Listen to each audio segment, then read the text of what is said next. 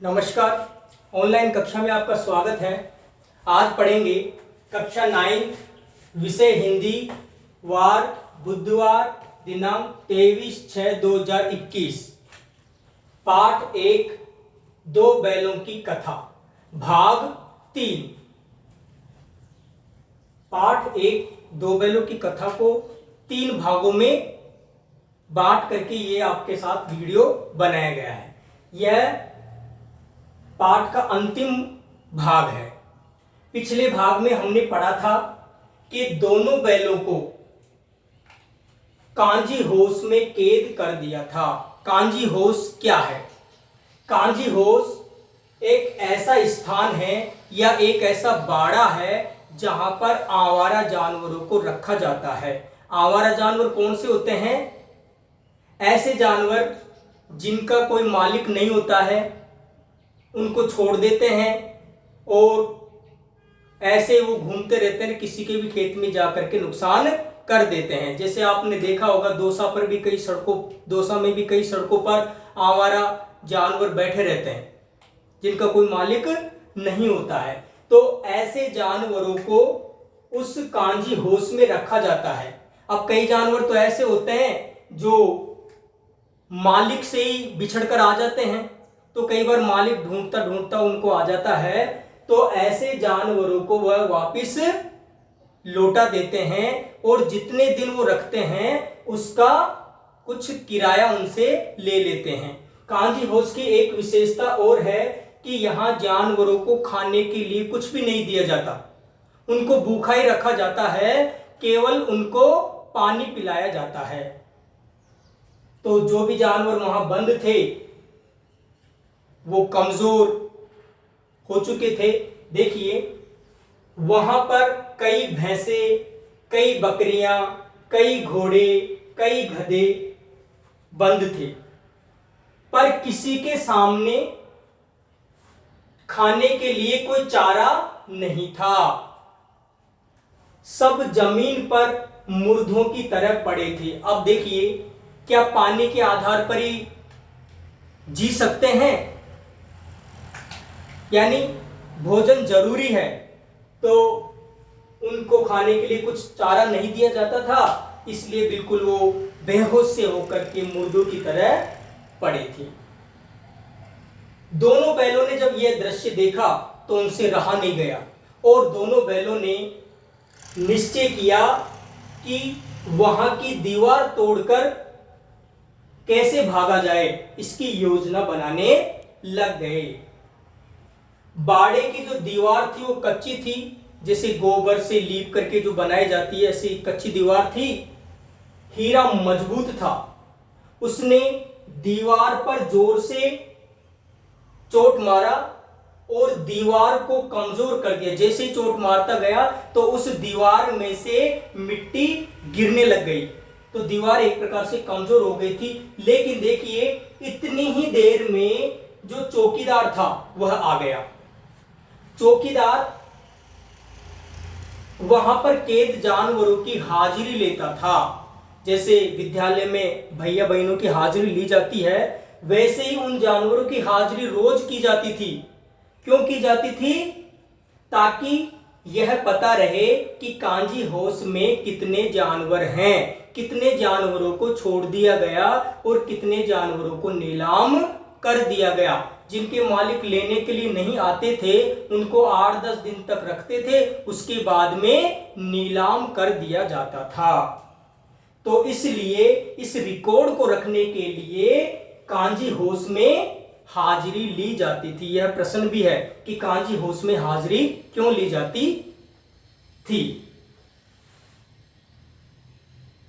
तो उस चौकीदार ने जैसे ही हीरा की यह हरकत देखी, उजड़पन देखा, तो उसने डंडे से उसको मारा और इतना ही नहीं, उसको मोटी रस्सी से भी बांध दिया ताकि यह दोबारा ऐसी गलती ना करे। अब मोती से रहा नहीं गया,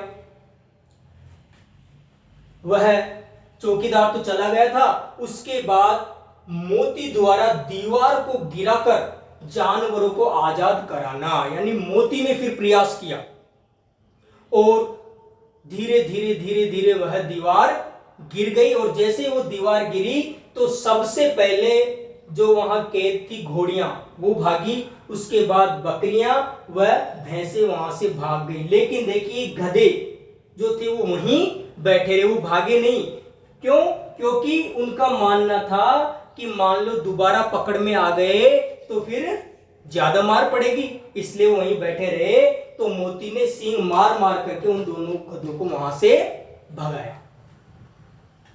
एक सप्ताह तक दोनों बैल उस कांजी होश में रहे, भूखे, केवल पानी दिया जाता था और खाने के लिए कुछ नहीं दिया जाता था। तो एक सप्ताह तक यदि खाना नहीं मिले तो आप जानते हो कैसी स्थिति हो जाती है। दोनों बैल बिल्कुल कमजोर हो गए, उनकी हड्डियां दिखने लग गई। एक सप्ताह बाद दोनों बैलों को नीलाम करने के लिए गांव का जो चौराहा था वहां पर ले जाया गया। तो आने जाने वाले जो खरीदार थे जैसे ही उन दोनों बैलों को देखते तो किसी को उस पर दया नहीं आई और किसी ने उन दोनों बैलों को नहीं खरीदा। क्यों? क्योंकि दिखने में बहुत ही कमजोर हो गए थे कि अब ये बैल हमारे किस काम के, इसलिए किसी ने उन दोनों बैलों को नहीं खरीदा। बाद में एक दड़ियल आदमी जिसकी बड़ी बड़ी दाढ़ी आ रही थी वह एक कसाई था। कसाई क्या होता है? कसाई जो होता है जानवरों को काट करके उसके मांस को बेचता है। तो उस कसाई ने उन दोनों बैलों को खरीद लिया और जैसे ही खरीद कर उनको साथ में ले जा रहा था तो दोनों बैल आपस में बात कर रहे थे कि अब ये तो हमें मार डालेगा। तो दोनों बैल आपस में सोच रहे थे कि हमने तो सभी जानवरों की भलाई की है, कभी किसी का बुरा नहीं किया है और भगवान भी हमारी मदद करेंगे। और यदि मान लो भगवान ने मदद नहीं की तो भी ये हमें काट देगा तो हमारा जो मांस है वो तो किसी के काम आएगा। ऐसा सोचते सोचते वो आगे जा रहे थे। लेकिन देखिए जैसे ही वो आगे जाते रहे तो उनको लगा जैसे यह रास्ता हमारा जाना पहचाना है, यानी इस रास्ते से तो हम लगभग कई बार आए हैं, ऐसा उसको लगा उन दोनों बैलों को। तो उन दोनों बैलों के पैरों में जैसे जान आ गई और वह तीव्र गति से वहां से भागने लग गए। भागते भागते भागते भागते वह अपना जो पुराना मालिक था झूरी, तो उसके घर पहुंच गए। झूरी ने जैसे बैलों को देखा तो झूरी बड़ा प्रसन्न हुआ। दोनों बैलों की स्थिति बहुत कमजोर थी। दोनों बैलों को खाने के लिए चारा और भूसा डाला और उनको प्रेम करने लगा, पुचकारने लग गया। दोनों बैल भी अपने मालिक को चाटने लग गए और बड़े स्नेह से भोजन करने लग गए। उसके बाद वह दड़ियल वापस वहां आ गया और दड़ियल ने उस झूरी से कहा कि ये बैल तो मेरे हैं, मैंने इन बैलों को खरीदा है। झूरी ने कहा कि नहीं, ये बैल तो मेरे हैं, इसलिए मेरे घर पर आकर रुके हैं और देखिए ये बड़े प्रेम से चारा खा रहे हैं। आपस में दोनों की कहासुनी होती है। इतनी देर में मोती को गुस्सा आ जाता है, जो बैल है मोती, उसको गुस्सा आ जाता है और उसने उस दड़ियल का विरोध किया और उसको सींग से मारता हुआ दूर तक धकेल दिया। इस प्रकार वह दड़ियल जो है गाली गलौज करता हुआ वहां से भाग गया और दोनों बैल अपने पुराने मालिक को पाकर बड़े प्रसन्न हुए। झूरी की पत्नी भी उन दोनों बैलों को बड़े स्नेह से प्रेम कर रही थी। इस प्रकार हमारी ये कहानी जो है, दो बैलों की कथा, आज पूरी हुई। इसको आप एक बार किताब में पढ़ना और इसको याद करना। अगले वीडियो में इस पाठ से संबंधित प्रश्न आपको दिया जाएगा और आपको कॉपी में उसको साफ सुथरे काम करना है। नमस्कार।